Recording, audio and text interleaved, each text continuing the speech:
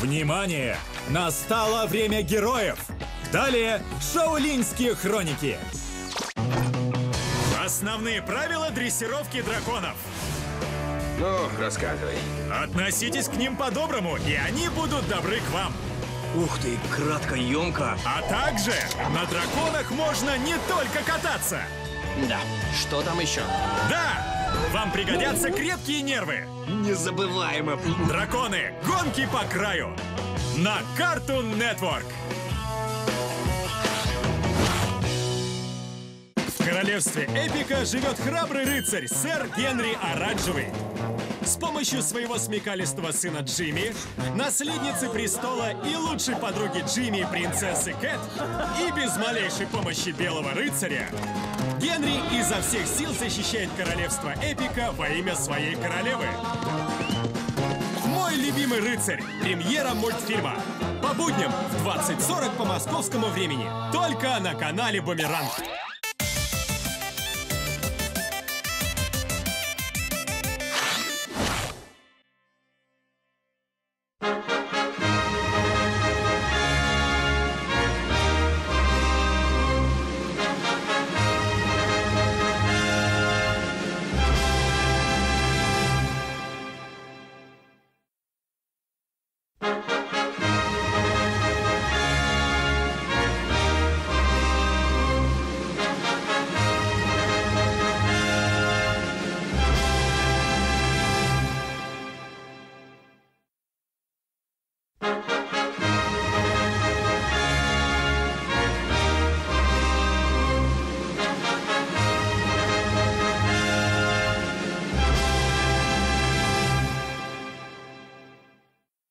Скъпи сънародници, заедно с най-близките си посрещаме новата 2017 година с надежда и тревога.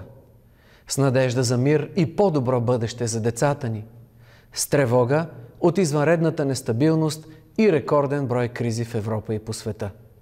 Светът изгуби своя баланс и ще отнеме време, докато бъде установен нов устойчив световен ред в един различен и многополюсен свят. Историята забърза своя ход. Историята се пише пред очите ни.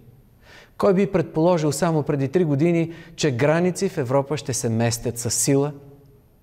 Кой би предположил преди 2 години, че вълна от бежанци и мигранти, търсещи спасение и по-добро бъдеще, ще залее Европа? Кой би предположил само преди година, че Обединеното кралство ще напусне Европейския съюз? Големият въпрос днес е кой пише историята. Прогресивното човечество, символ на предприемачество, иновации и хуманизъм, или ретроградни сили и популисти, въоръжени с идеологии и похвати от миналото. На 1 януари 2017 година ще отбележим 10 години от присъединяването на България към Европейския съюз. Едно безспорно историческо постижение по пътя на осъществяване на националния идеал, дефиниран от апостола на свободата, да бъдем равни с другите европейски народи.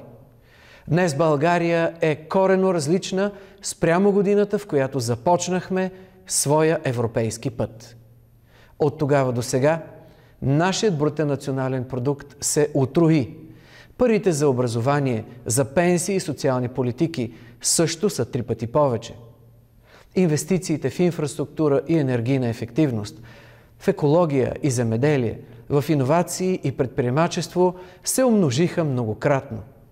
Благодарение на европейската солидарност, България се модернизира и променя за добро. Никога досега българите не са били толкова свободни и интегрирани с демократична Европа.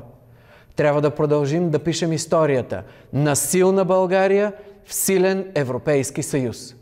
Да стартираме нови проекти за интеграция, да гледаме напред, а не назад. Копнежът по минало величие или желанието за силната ръка на лидер, който ще ни донесе просперитет, не са решени. Решението е в силните институции, които гарантират справедливост и правила за всички. Решението е в съзнателните усилия на всеки един от нас да подобрява и надгражда, а не да разваля.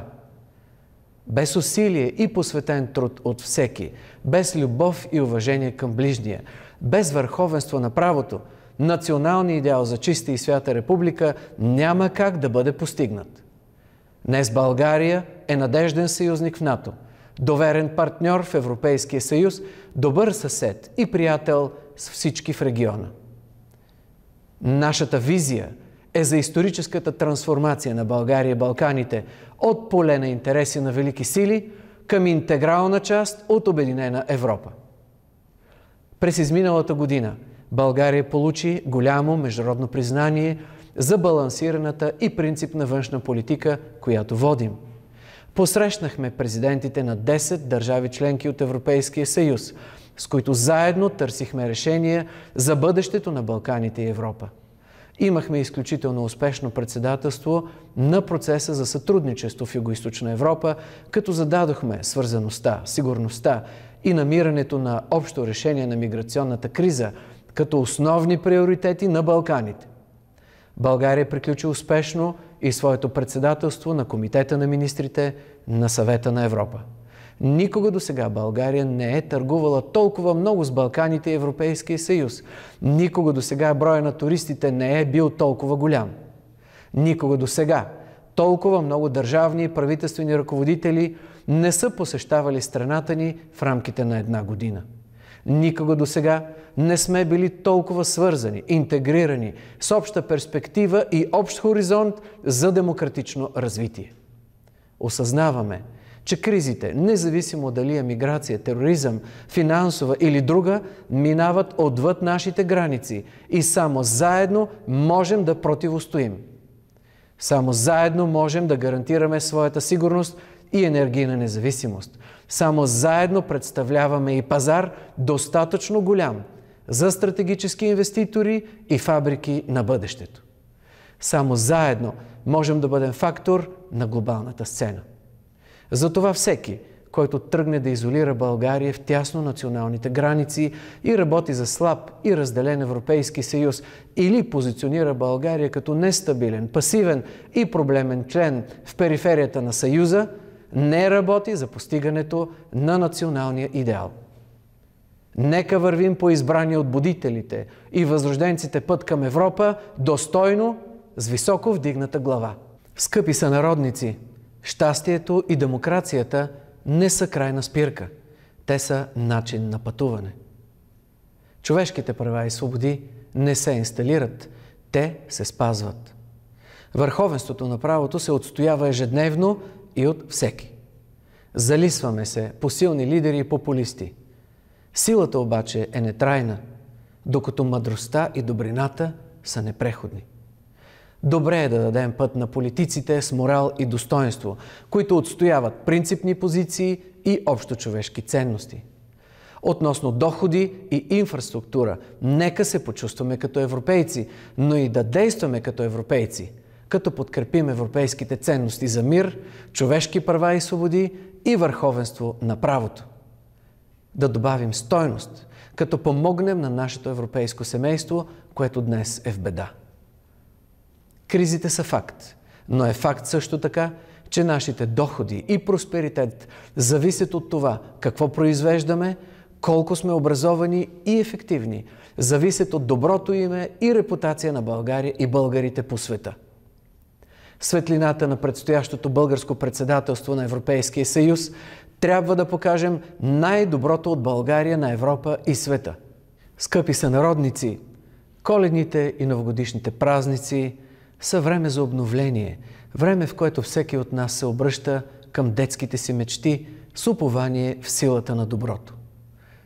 Нека топлината на домашния уют и обичта на близките ни изпълнят с вяра да вървим напред с отворени сърца и чувство за житейска мисия. Да възродим и укрепим любовта в душите си и съхраним желанието си за справедливост.